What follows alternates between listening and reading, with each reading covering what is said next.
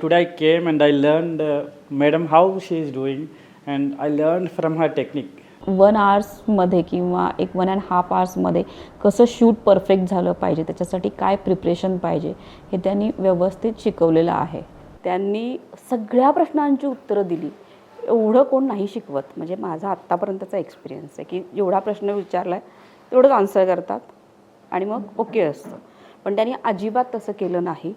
जेवढे प्रश्न विचारले तेवढ्या सगळ्या प्रश्नांचं क्लिअर होईपर्यंत आन्सर केलेले आहेत. माझ्याकडे आत्ता 3 ते 5 क्लायंट माझ्याकडे पेंडिंग आहेत, कारण की त्यांनी मॅडमचीच प्रोफाईल पाठवली, आम्हाला असे फोटो पाहिजेत. मी म्हणलं असं शक्य नाही म्हटलं.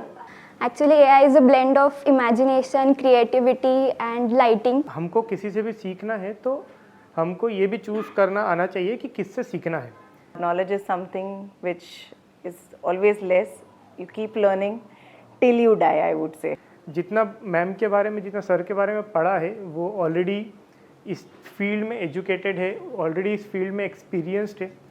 फोटोग्राफी एक ऐसी चीज़ है कि जिसमें कुछ ना कुछ अपडेट्स आता रहता है, तो उससे अपडेटेड रहने के लिए मैंने इनसे AI का वर्कशॉप लिया. रिअल बेबीच्या वरती शूट करून आम्हाला दाखवलं की त्या बाळाला रॅप कसं करायचं, त्याच्यानंतर त्याची सेफ्टी कशी घ्यायची, बाळ आल्यानंतर त्याला स्वतः कम्फर्ट झोनमध्ये ठेवूनच 0 रिस्कवरती शूट कसं करायचं.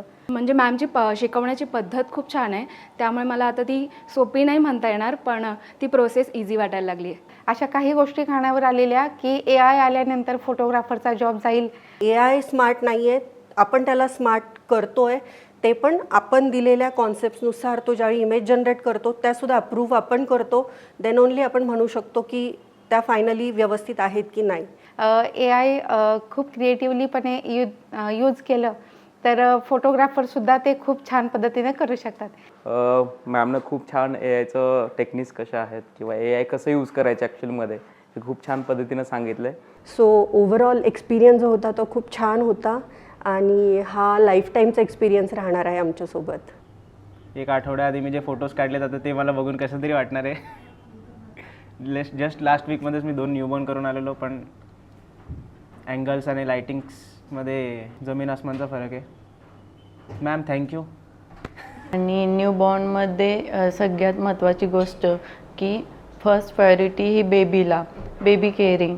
बेबी रो रहा है तो वो किस वजह से रो रहा है, कि उसको क्या प्रॉब्लम आ रही है, हीट का प्रॉब्लम आ रहा है, वो कोल्ड फील कर रहा है या एक्चुअल में वो हंग्री है. तो ये इस तरह का मतलब हमें धीरे धीरे पता चल रहा है कि बेबी के रोने से भी हमें पता चलता है, बेबी के क्रैंकीनेस से भी पता चलता है की वो क्या फील कर रहा है. स्किल असून सुद्धा म्हणजे कस्टमर करायला लागतील आणि फोटोग्राफरचा व्यवसाय संपेल असं. पण आजचा वर्कशॉप केल्यानंतर हा स्किलचंच काम आहे, बाकी म्हणजे ॲटो काय होणार नाही आहे. It was a very productive day. I have learnt a lot. The workflow of AI is completely different from what we do. So it is a great value addition. I would follow your path and then try to create those amazing images what you do. I'll try to, at least do some part like you do. So I would really extend my heartfelt thanks to you.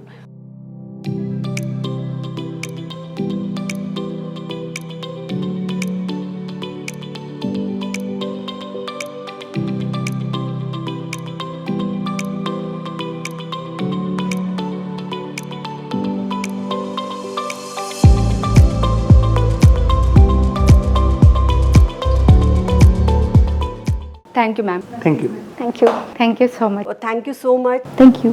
Thank you. Thank you. Thank you so much. Thank you ma'am. Thank you ma'am. Thank you. Thank you so much. Thank you.